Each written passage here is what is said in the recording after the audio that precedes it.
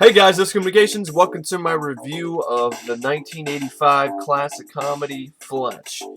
Now, this is considered one of the biggest classics of the 80s and one of Chevy Chase's best films. One of the films he's most memorable, well remembered for. And I can definitely see, reason why. And excuse me while I turn down my soundtrack for a little bit; it's a bit too loud. Anyway, as you can see, I have in the background here Harold Faltermeyer's excellent score for Fletch, which I just think is perfect. But anyway, this is the Jane Doe edition.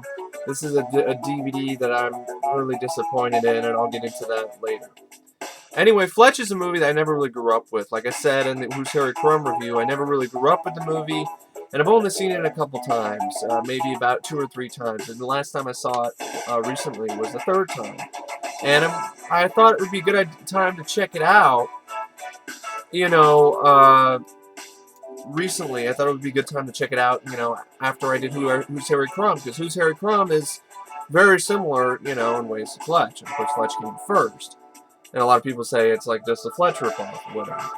But, I'd say I had a soft spot for Who's Harry Crumb, but this is still an excellent movie. This is still a great film. I laughed. I was having a great time. Chevy Chase's dry wit is at an all-time high in this movie. He's in his element in this movie. It really does show. And this is a role that was actually written specifically for him, the movie anyway. And it's based on a series of books by this author, Harry MacDonald, I believe. Gregory MacDonald, not Harry. Gregory MacDonald. And they were big, huge, successful, best-selling novels. And as soon as they were a success, Hollywood came calling. And his Fletch books were optioned for around the mid to late 1970s. But the author retained the right of approving the actor the cast to play Fletch. He rejected the likes of Burt Reynolds and Mick Jagger. And when the studio mentioned that Chevy Chase, mentioned the choice of Chevy Chase as Fletch, MacDonald, even though he had never really seen Chase in anything, agreed. And years before, Chase's manager recommended MacDonald's books to him, but he was not interested at the time. So, when an old friend and producer Alan Greisman and screenwriter Andrew Bergman got involved, Chase agreed to do it. MacDonald sent Chase a telegram saying, "I'm delighted to abdicate the role of Fletch to you." And Bergman was hired to adapt MacDonald's book into screenplay form. Bergman remembers that he wrote the screenplay very fast. He said, "I did the draft in the first 4 weeks. And then there was a certain amount of improv and something that we used to call dialogue." MacDonald read the script and was angry by how far it strayed from his book. He wrote to the studio and listed his many objections to the screenplay. Director Michael Ritchie invited MacDonald to the set of the film and took him out to dinner, where, according to MacDonald, point by point, he showed me where I was wrong. I was beautifully chewed out. According to actor Tim Matheson, Fletch was the first film Chase did after cleaning up his drug problem. However, the studio hired director Michael Ritchie to keep Chase in check. And during principal photography, Ritchie would do one take sticking close to the script and another take allowing Chase to ad-lib. Chase enjoyed the role because it allowed him to play a wide variety of different characters. He said in an interview, "I love props. I like wigs and buck teeth and glasses. And at one point I love props, I like wigs and buck teeth and glasses. And at one point I wear an afro and play basketball with Kareem Abdul-Jabbar. There were some scenes where I didn't recognize myself." The comedian enjoyed working with director Ritchie because he gave him the freedom to improvise. "It all began when co-star Tim Matheson asked me what my name was. Right away with a straight face, Ted Nugent." So Fletch is a film that came out in 1985. It was a big hit. It has the $8 million on it. It was made for about $8 million and made about $59 million in the box office. The $9 million extra was what it made.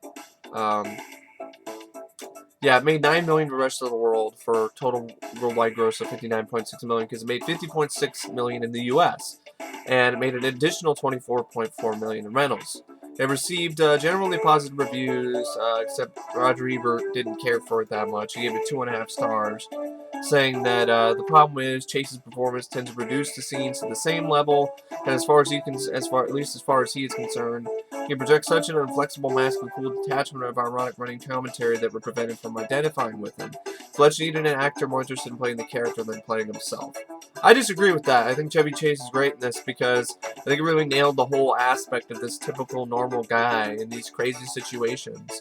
And like my friend Matt said in Jumping Jack Flash review, I miss that. I miss that about movies. You know, having a typical normal guy who's just, you know, dealing with these, you know, acting, you know, doing things and saying things, in, you know, in reaction to these crazy scenarios that all of us could only dream of saying. And I mean, Chevy Chase is a better choice than Burt Reynolds or Mick Jagger. So, you know, and whenever I think of Fletch, I think of Chevy Chase, and I also think of Harold Faltermeyer's score. And what's interesting about Harold Faltermeyer's score is that he was not the first choice. He replaced composer Tom Scott as the film's composer, like last minute, and Scott's name is still visible on an early poster release for the movie, as well as a trailer on the DVD. And other than that, there isn't a good amount of extra trivia, except for a few deleted scenes around the movie. And there's also Chevy Chase himself mentioned in an interview in Entertainment Tonight in 2004 that Fletch is his favorite of his movies because it gave him an opportunity to be himself.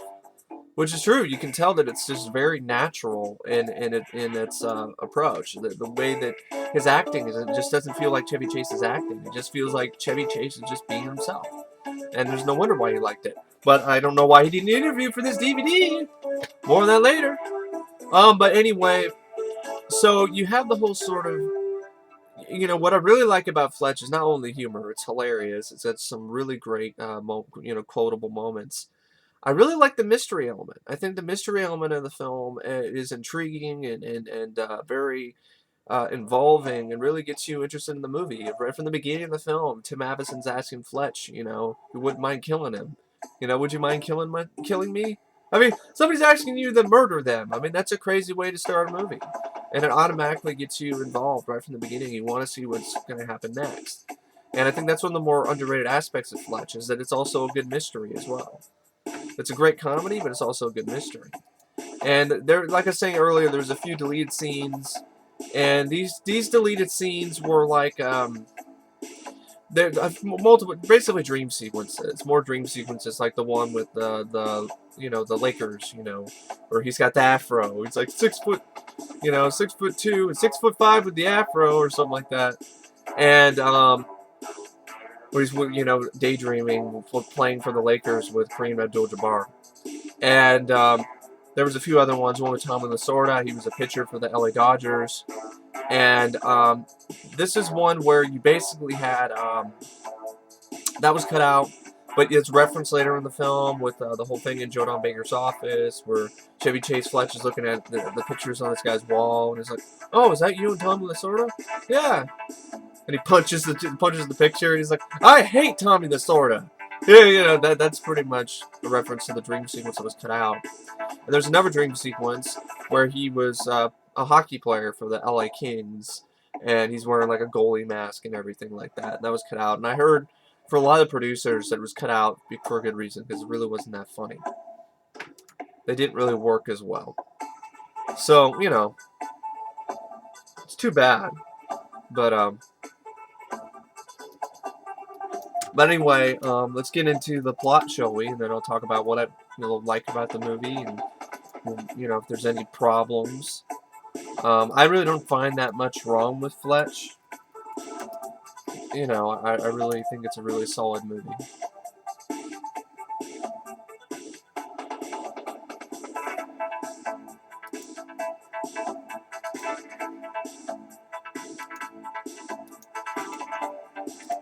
I'm just doing some research real quick, making sure I don't forget anything. Maybe there's like some extra bits of trivia or anything I could add.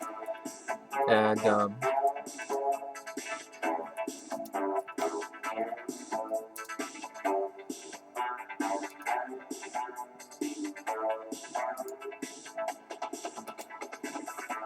okay. Well, anyway, didn't find much extra trivia or anything like that, so let's just get into the casting show. This has got a great cast. Not only does it have a great lead in Chevy Chase, but you also have a good supporting cast.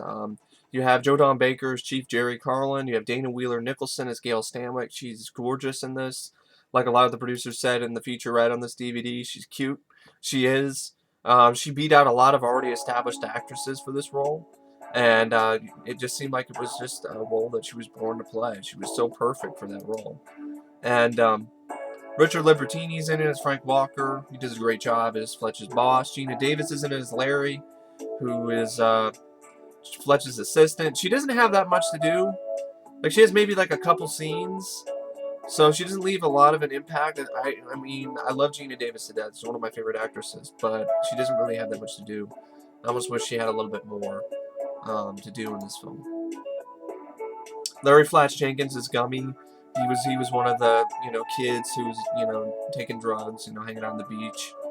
Tim Matheson is Alan Stanwyck. Emmet Walsh is Dr. Joseph Dolan, fun little role. He basically gives Fletch the most memorable prostate exam in cinema history. And George Wendt's in a bit role as Fat Sam. There's a few other people. Green Red Abdul-Jabbar is himself. Kenneth Mars is Stanton Boyd. George Wyner is Marvin Gillette, who I believe is the lawyer for his ex-wife who wants money from him. And I believe that's who that is.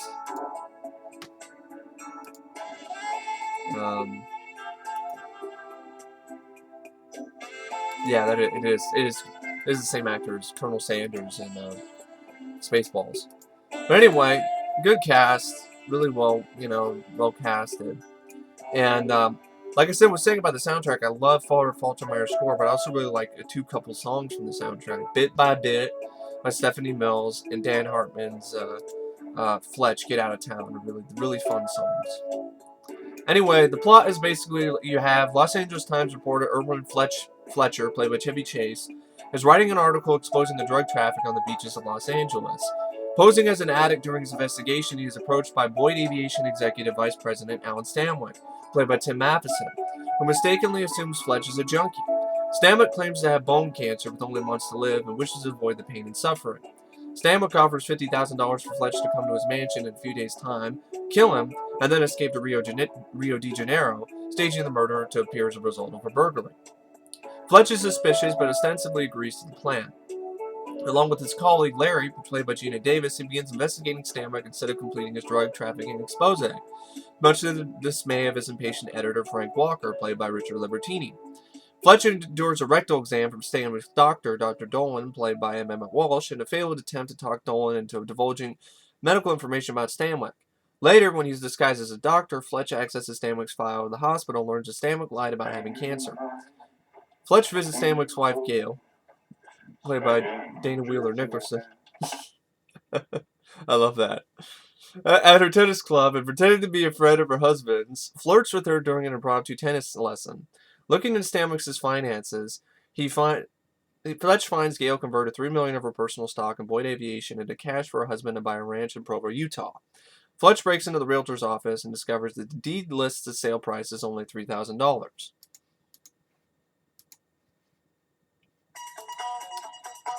A little bit more music for you guys. And LAPD Chief Jerry Carlin, played by Jodan Baker, gets wind of Fletch's soon-to-be published drug article and meets with him, saying that the article will jeopardize his undercover operation on the beach. Chief Carlin threatens to kill Fletch unless he agrees to drop the investigation. Back at the tennis club, Fletch overhears a rude club member, Mr. Underhill, and insulting a waiter, decides to use Underhill's tab to treat Gail to an expensive lunch in her private cabana. Fletch informs Gail of the details to her husband's murder scheme and the fraudulent ranch deal. Fletch surveils Stanwyck making a suspicious briefcase exchange with Chief Carlin, but is unable to determine the nature of their relationship. He returns home to find LAPD officers lying in wait at his apartment and flees and manages to avoid being caught. Fletch returns to Provo and, under the guise of an insurance investigator, interviews Stanwyck's parents. Fletch discovers Stanwyck has been secretly married to another woman for 8 years, having used Gail for her money. Fletch arrives at Stanwyck's mansion on the night of the plotted murder, only to find Stanwyck armed, ready to kill him instead. Fletch reveals he's aware of Stanwyck's real plan to fake his own death by killing Fletch and burning his body beyond recognition. Stanwyck would then escape to Brazil with his other wife, as well as Gail's $3 million. Stanwyck was also using his private jet to smuggle cocaine from South America to supply Chief Carlin, who in turn profited by blackmailing ex-convicts like Fat Sam, like George Wendt, to peddle it on the beaches. Chief Carlin unexpectedly shows up, and upon learning Stanwyck's intentions to flee with the $800,000 of the Chief's drug money, kills Stanwyck. Chief Carlin then turns his gun on Fletch, but is knocked unconscious by Gale. Sometime later, Chief Carlin is indicted due to Fletch's investigation. Then Fletch begins dating Gale and takes her on a vacation to Rio. And this vacation to Rio was, the sound quality in that is terrible. Let's get a little bit better sound quality. Okay, there we go. Anyway, so I just had to. There was just awful sound quality. But anyway, speaking of the whole vacation to Rio thing, in the vacation to Rio, there was a whole sort of controversy sort of thing going on where that is quotes from the movie. Sorry. I wanted to do this so I'm not like, you know, distracted like I did like my last time I tried to do this review. It was just, but dang it.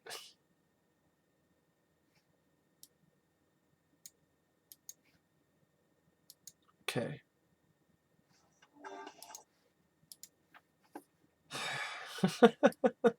Sorry. This is not how I wanted this. Just very, very, you know, random, slow down moment here. Boot. No, not really.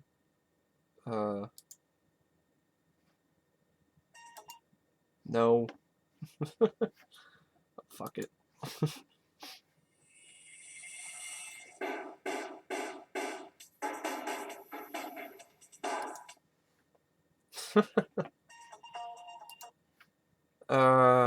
Fuck it, okay, whatever.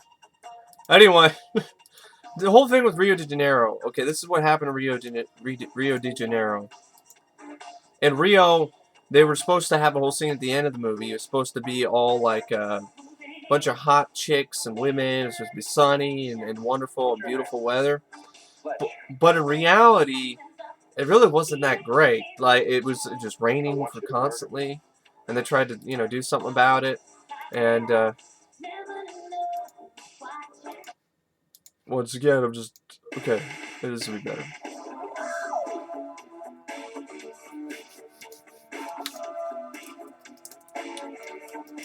We're like, why don't you just get to it? I'm like, hey, take however long I want to do this review. I want it to be right. That's it, yeah. Okay. Alright. So, going back to the whole thing of Rio, they're supposed to spend like 6 days over in Rio. Well, they weren't supposed to stay that long. What happened was the weather was just so terrible that they ultimately had, you know, they tried to wait for enough sun, but they couldn't find enough sun. So then they ultimately had to just deal with what they got. So they went out on the beach, and it was like cloudy, and literally they could have just shot this shot in like LA somewhere on the beach. But, you know, it really wasn't the shot that they wanted to end the movie on. And when I think about it, it did look, I'm like, that's Rio de Janeiro? Like, even when I saw the end of the movie, I'm like, that's Rio? Really? This cloudy, mucky-looking place? But anyway. Get out of town, get out of town. Sorry, I just love this song. It works so great in the car chase scene, which is one of the best car chase, one of the more interesting sort of car chase scenes. It's not about the car chase; it's more about the comedy. It's about the kid who, you know, actually stole the car. Chase doesn't, you know, Fletch doesn't know this, and he goes in, and he just needs the car to get away from the cops, and he finds, you know, this kid stole this car, and then the kid, you know, there's like the whole moment where he's talking to the kid, the teenager's asking him, you know, are you a cop? And Fletch is like, as far as you know, are you gonna take me to jail for car thefts? Why? Did you steal a car? I sure did. Well, I'm not even sure it's a crime anymore. There's been a lot of changes in the law. That's just one of the, you know, great quotes in this movie. There's so many great quotes. One more little bit of trivia is involved in the actor who played Gummy, Larry Flash Jenkins. He was talking about a fun little bit of trivia moment that was on the set where he was running, you know, he's when the scene where he's running away from the cops and, you know, underneath the pier at the beach. He's just running way too fast. He was running so fast that the director had to say, hey, you know, had to take him aside and be like, hey, slow down. You're running too fast. My cops can't catch up with you. And I just thought that was pretty funny. And anyway, so that's a fun little bit of trivia there. Now I'm just gonna talk about some of my favorite quotes. You know, the whole stuff during the proctological exam. You know, he's like using the whole fist talk. It was like the receptionist, you know, talking. Fletch is trying to get into the records room. It's like, may I help you, Doctor? Oh, it's me, Dr. Rosenpenis. I'm just here to check out Alan Stamik's file. Doctor who? Dr. Rosen. I'm here to get to the record room. What was that name again? It's Dr. Rosen. I want to check the records room. Dr. who? Dr. Rosen. Where's the records room? This is the whole Dr. Rosenpenis line that cracks me up. And I think you hear that later on the intercom. It's like, Dr. Rosenpenis, would you please come to room 203 or something like that? And that was actually totally improv. That line was improv by Chevy Chase. Shows you how talented he is, his improvisation. Like the whole thing, he's being interrogated by the Chief Carl and it's giving him an attitude. It's like, so what's your name? Fletch? Full name? Fletch F. Fletch. And I see... I see. What do you do for a living, Mr. Fletch? I'm a shepherd. Officers, could you excuse us for a few moments? Yeah, why don't you guys go down to the gym and pump each other? Why are you doing this, Mr. Fletch? I like men. I like to be manhandled. I like you. I just love that line, you know. Why don't you guys go down to the gym and pump each other? The whole thing, he's talking to Gail Stanwyck, and she's talking about, like, I didn't know you knew the Underhills. And he's all like, oh yeah, I knew him in the war, you know. Well, yeah, I saved his life during the war. You were in the war? No, he was. I got him out. This is how great Chevy Chase was a deadpan. I can't even do it justice. He's just that good at the deadpan. And there's just a lot of great lines in this. And funny scenes, too. There's a scene where, like, this is even one of Dana Wheeler-Nicholson's favorite scenes in the movie, the one that always cracks her up, is like he's walking into this house, like you're trying to get some more information, and for some reason Chevy Chase's the top of his head gets like stuck in this like light, in this like hanging chandelier light thing, and he's just like his head bobs around underneath the light for a little bit. I just thought that was pretty funny, and so yeah.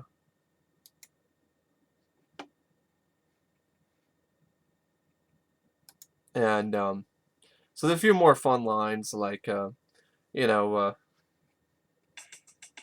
the whole thing where they're talking to, you know, he meets up with Gail Stanwyck. He's trying to tell her who he is. He's like, I'm John. Oh, John. They laugh. It's like, John who? John Cockleston. That's a beautiful name. Well, it's Scotch Romaine. That's an odd combination. Yeah, well, so were my parents. Then I love the whole scene where he's getting chased by the Doberman. And he comes up with this whole, like, this random hilariousness. And he's trying to distract the Doberman pinscher in this one scene where he's getting chased by the Doberman in some guy's house. And he's all like, look! Defenseless babies! It's just so random. And then he's like, then the dog actually goes away. And he's like, fell for the oldest trick in the book. It's so odd, just so random and so hilarious. Like, look, defenseless babies!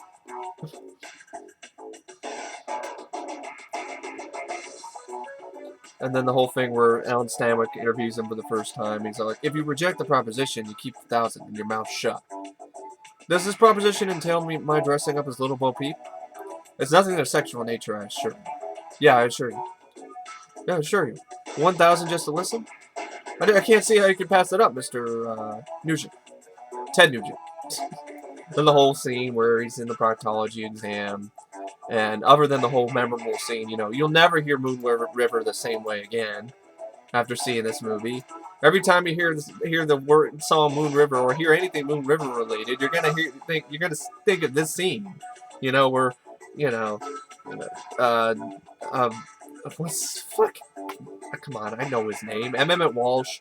You know, he goes in and puts his, you know, using the whole fist stop and the whole, like, oh, yeah, well, a Moon River! Yeah, that's a fun moment. That's like the one time where a proctology exam in a comedy actually is funny for me. Because the shit in Grudge Match, that doesn't work. That's just like, oh, look, Some doctor's gonna put a finger up Sly's ass. Hilarious. No. Anyway, so they were talking earlier, and I was already cracking up before he even had the Moon River scene. So he's like, so where do you know Alan from? We play tennis at the club. Really? California Racket Club? Yeah. Right.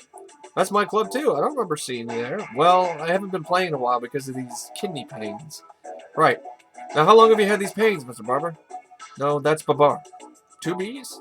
1. 1 B. B-A-B-A-R. That's 2. Yeah, but not right next to each other. I thought that's what you meant. Arnold Babar. Isn't there a children's book about an elephant named Babar? I don't know. I don't have any. No children? No elephant books. This deadpan, I can't even do it justice. I really cannot. There's the hope. I like this exchange of dialogue. He's talking to Gail. He's like, "What are you doing here? I ordered some lunch. You ordered it here? Well, I knew this is where my mouth would be." And then, you know, the waiter's talking to him, and he's like, "Excuse me, senor. You remember that club?" "No, I'm not. I'm with the Underhills." "They already left, senor. It's all right. They'll be back." He went out for his urinalysis. "Would you like some drinks, senor, while you wait? I could put it on the Underhills bill." "Yes, very good. I'll have a Bloody Mary and a steak sandwich. And a steak sandwich, please." This is the absurdity of just ordering 2 steak sandwiches. I like this one where the detectives are roughing him up, and the detective's like, "Got a gun, creep?" "Shamu's got one. Borrow his." "What do we have here?" "That's my dick." And then he's going around the hospital, looking for stuff, you know, trying to, you know, keep up his ruse. Again, in the records room. This guy's doing surgery. It's like, "Ever seen a spleen that large?" "Nope. Not since breakfast." And I like the whole, one of my favorite scenes is one where he's playing the flight mechanic, and it's just like, "Well, you're late." "Yeah, well, the traffic was murder, you know. One of those manure spreaders jackknifed on the Santa Ana. God-awful mess. You should see my shoes." And then I love this scene where the 2 cops are trying to mess him up, and one of the cops is played by James Avery. And, you know, he's like, "You fellas want to read me my rights? You have the right to remain silent. You have the right to have your face kicked in by me. You have the right to have your balls stomped by him." And then detective number 2, which is James Avery, blows him a kiss. And then he's like, "I'll waive my rights." And then he's playing all these different characters. One of them is like a guy named Poon, and he's like, "What kind of name is Poon?" "Comanche Indian." Like the whole thing where he's at the ex-wife's attorney, he's giving him crap, and he waves him out the door, walks into the door, and he's like, "Keep 10 for yourself, and go get yourself a nice piece of ass." I love how he's even able to just like be so, you know, witty, and even in the face of danger, like, you know, Stanwyck's giving him crap, and he's all like, "Don't talk to me like that, ass face. I don't work for you yet." And I like the whole sort of scene. He's talking to Dolan again, the doc, and he's like, "You know, it's a shame about Ed." "Oh, it was, yeah. It really was a shame to go suddenly like that. He was dying for years." "Sure, but the end was very, very sudden. He was in intensive care for 8 weeks. Yeah, but I mean the very end, when he actually died. That was extremely sudden." And then, like the lines he comes in talking to the girl, he's like, "Why don't we go lay in the bed and I'll fill you in?" And I like the whole sort of, you know, the guy, you know, during Fletch's dream, he's actually 6'5" with the afro, 6'9". He's going in the dream, and he's playing the, you know, being a Laker, and he like bites some guy's arm while he's trying to get into the paint, trying to lay up the ball. There's the whole thing where, you know, Dale Stanwyck, you know, she answers the door, and he's like, "Can I borrow your towel for a sec? My car just hit a water buffalo." And the whole thing where he's like, "I'm afraid I'm going to have to pull rank on you. I didn't want to have to do this. I'm with the mattress police. There are no tags on these mattresses." And then one of my favorite scenes, the whole thing where he's all like playing the plane mechanic. And of course, before, you know, there's a lot of other funny stuff, like the whole thing where, you know, the Pan Am clerk, when he's starting to get on the plane, is like, "I'm afraid there's someone sitting next to you, Mr. Stanwyck." "Oh, for God, Don! Who is it, Mr. Singlinden?" And like, I love the whole thing where he's all like, "Well, what the hell do you need ball bearings for? Oh, come on, guys, it's all simple. Maybe you need a refresher course. Hey, it's all ball bearings nowadays. Now you prepare that Fetzer valve with some 3-in-1 oil and some gauze pads. I'm going to need about 10 quarts of antifreeze, preferably Prestone. Don't make that Quaker stink. It's like, and clean these windows. They're filthy. And, just have a lot of fun, moments here. Like, Gil Stanwyck's talking about Stanwyck's actual wife. And she's like, she looks like a hooker. Look at her. Look at her. Could you love someone who looked like that? What are you talking about? Of course not. 5-10 minutes tops. Maybe. And then the whole moment, Gummy's asking Fletch after he got kicked in the balls. And he's like, are you okay? He's like, yeah, I feel like $100. And then, of course, the whole thing where he's like, strangers in the night, exchanging clothing, strangers in my pants. And I like the whole thing. He just fainted. I think probably from the whole thing, he saw the pathologist cutting open some dead body. And then he's all like, the doctor's like, oh, doctor, are you all right? And it's like, where am I? You're in the records room. The records room? Oh, then I'm fine. Can I get you something? Yeah. Do you have the Beatles' White Album? Never mind. Never mind. Just give me a glass of hot fat and bring me the head of Alfredo Garcia while you're out there. I love movie puns, and that's a good one. And I like the one where Stanwyck's threatened to shoot him at the end of the movie, and Fletch is all like, if you shoot me, you're liable to lose a lot of those humanitarian awards. Of course, the whole thing with Mr. Poon. He's like, sugar, Mr. Poon? No. Never. And then one of my favorite moments, another one where there's a lot of favorite moments in this movie. This is a really great flick. Fletch is being interrogated and incarcerated by Joe Don Baker, and he's like, can't keep me here, Chief. Maybe I'm not going to keep you in here. Maybe I'm going to blow your brains out. Well, now, I'm no lawyer, but I do believe that's a violation of my rights. And then this, I love this scene. Chase, this is one of the best scenes that showcases deadpan. He's dealing with the lawyer who's trying to get money, alimony, and he's basically just bullshitting this guy. He's bullshitting. Fletch is bullshitting this guy, and he's like, hey, I think our problems may just be solved. Ed McMahon, I think I just won $1 million. Yeah, Irwin M. Fletcher, you choose. Woo! Oh boy, I lost. Yeah, sorry. Just how quickly he goes from, woo! Irwin M. Fletcher, you choose! Woo! Oh boy, I lost. Sorry. That's just perfect. And that perfectly exemplifies Chevy Chase's dry wit at its best in that scene alone. Anyway, that's the quotes from Fletch that I really like. There's probably a few more here and there, but it's a very quotable movie. I guess the movie's really popular with college students, so much so that they even have, nights where they just watch Fletch, and they actually even wanted to get Chevy Chase to come in and talk about Fletch at the universities. That's how much, I guess, it's become a cult classic. But you wouldn't know that by the rating on IMDb, which is a 6.9, which when I saw that I was appalled. A 6.9 for Fletch? That's way too low. That's way too damn low for this movie. And I would probably say it's one of my favorite comedies from the 80s. A lot of very entertaining, a lot of fun. It's very unique. I like the idea. I like that it has a little bit of grit to it. And I like the mystery element. It's actually a really interesting mystery. And also it's very funny. And it has Chevy Chase at the top of his game. And a lot of, just a little bit of silly moments, but nothing too over the top.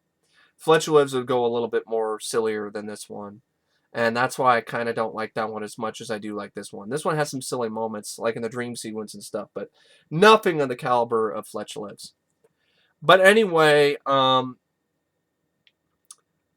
I guess it's time to talk about this DVD, which I really did not... it could have been worse, but it could have been a lot better. The sound mix is lazy. I had to turn it up to way louder than I should have to really honestly get the experience and the impact, to hear Dan Hartman's awesome song, Get Out of Town, and, all of that. I had, to do that. So, it's kind of lame. But anyway, what's even lamer for me with this is the documentary. Just Charge It to the Underhills, Making and Remembering of Fletch. This documentary was not the worst thing ever, but it was still pretty shitty. First off, you didn't get Chevy Chase, and then the ending of the documentary acted like it was a huge joke. Like, oh, I forgot Chevy Chase. I forgot to interview Chevy Chase. I forgot something. We forgot to interview Chevy Chase. Hey, I told you to tell me to remember that to interview Chevy Chase. I did, and then you have a bunch of like stupid skits where this guy's friend, the producer's friend, who's producing this documentary and is in the interviews. His friend, who's just some like he's like a friend of his, just like a dude wearing backwards cap and a beard, and he's just like keeps reminding him like on the phone and things like that, and that's hilarious. No, the documentary even opens up really corny with this whole sort of thing where you have this producer of this documentary who's trying to act like he's doing his homage to Fletch with the Harold Faltermeyer theme in the background, like you have right now, but with his friend with a boombox playing it, and he's like narrating. He's a shitty actor, and he talks about like it was my mission, now my job to do a DVD, a special edition DVD for Fletch. I did a good job with Waist Deep.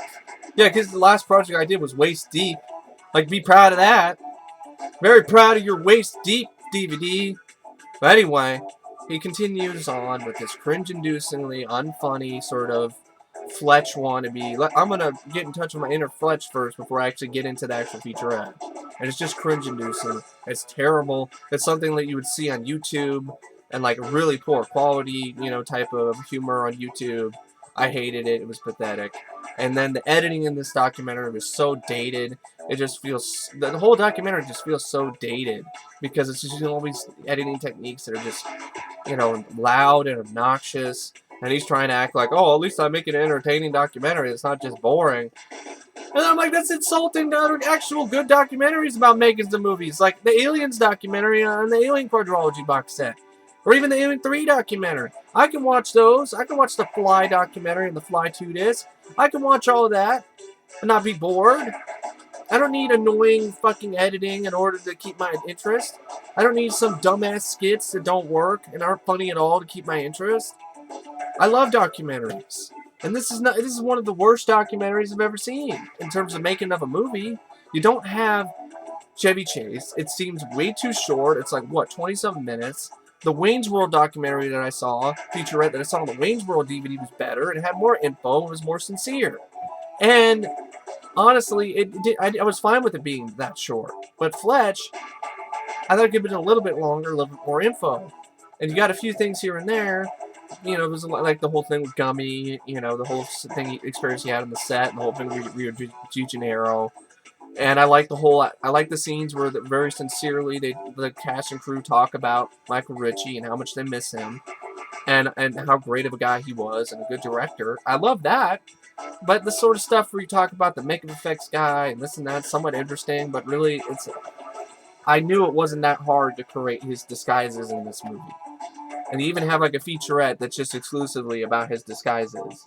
And it's like they're not that hard to do. It was kind of interesting to watch one time, but it's not really that interesting. I mean, come on, it's disguises. They're not that hard to do. And it's not like he's doing Lon Chaney, not like he's being Lon Chaney or anything.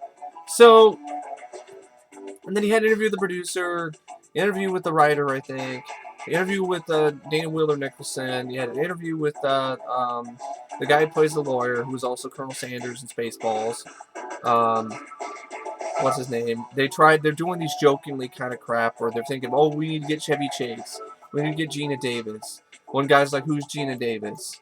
And then they have to explain to him who Geena Davis is, which is stupid. And, of course, some movie fans don't know who Geena Davis is. They got Emmet Walsh for a little bit of an interview. They got Stanton Boyd. They got Richard Libertini to talk about the film. They got Larry Flash Jenkins. They got Tim Matheson. They didn't get Joe Don Baker because I think he had passed away by that point.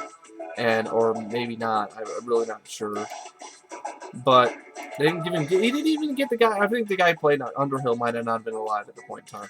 But anyway, I just thought it was really lazy. I hated the editing when they had the water buffalo that just blew by the screen. I hated it. It was corny. And then the ending just did it for me. It killed it for me. With saying, oh, you forgot something. Oh, we forgot Chevy Chase. And I'm like, damn it. And I'm like, I'm going to get fired. And I'm like, I hope you did. If that really was the reason why they couldn't get Chevy Chase for this documentary, is because this motherfucker forgot, then that's a problem. But I don't think it is. I think it's a joke that they were trying, instead of being honest and saying that Chevy was busy or Chevy didn't want to do it or Chevy didn't get enough money, they instead trying to make it a joke. and that pissed me off. Anyway, yeah, this DVD could be a lot better. I really would wish to see the picture's a little bit better, but I'd love to see a Blu-ray, a new Blu-ray. By the time the remake comes out with Jason Sudeikis, Jason, suck a dick. I don't, I'm not the biggest fan of that guy. I really am not. I really haven't seen a lot of stuff with this guy that I really think he's the most hilarious, best guy, funniest guy that really deserves to be Fletch. I'm fine with not seeing another Fletch movie again. Fletch and Fletch Lives are good enough. No Chevy Chase, no deal. And, but yeah, hopefully when the remake comes out, maybe they'll do a better Blu-ray, a better transfer, better sound, and better extras. Get a real serious documentary. I understand it's a comedy, but it's also considered one of the best movies of the 80s. Best comedies of the 80s. Take it seriously. Don't make it a joke like the documentary was. And also get Chevy Chase. That would be the main thing. I want to hear what Chevy Chase has to say about what I guess is supposedly his favorite film that he's done. And I think there's a good step forward that he did interview finally for the Vacation documentary that was on the Blu-ray that came out, I think, last year or fairly recently. So maybe, he'll be willing to talk about Fletch. And I would really love to see Fletch's thoughts on Fletch. Even maybe a commentary with Chevy Chase on the film. And I understand you can't have a commentary with Michael Ritchie, but maybe have a little more featurette remembering Michael Ritchie. That would be nice. I really like the stuff where they were talking about him. I'd like to hear more about what his friends and co-workers had to say about Michael Ritchie. And because I think he did a great job with this movie. He really reined in Chevy Chase, and he brought out the best in him. And, he brought in a performance, helped him bring in a performance that was realistic and also, still funny. He reined him in and really helped him deliver one of his best performances. And so, yeah, that's Fletch. Excellent classic 80s movie. If you haven't seen it yet, you're missing out. You should check it out. And I really don't know what to say about Fletch. It's rated out of 5 stars. I'll give it 4.5 out of 5. I don't have very much problems with it. Some of the jokes are kind of hit and miss for me, but a lot of them are good. And it's not really an action comedy or anything. It's just strictly a comedy mystery. But it's definitely one of Chevy Chase's better films, and I find it a very enjoyable, fun flick, and I really enjoyed it a lot. And so yeah, I really don't say about Fletch except that's Fletch. And I guess I'll see you guys later. Thanks for watching. See ya.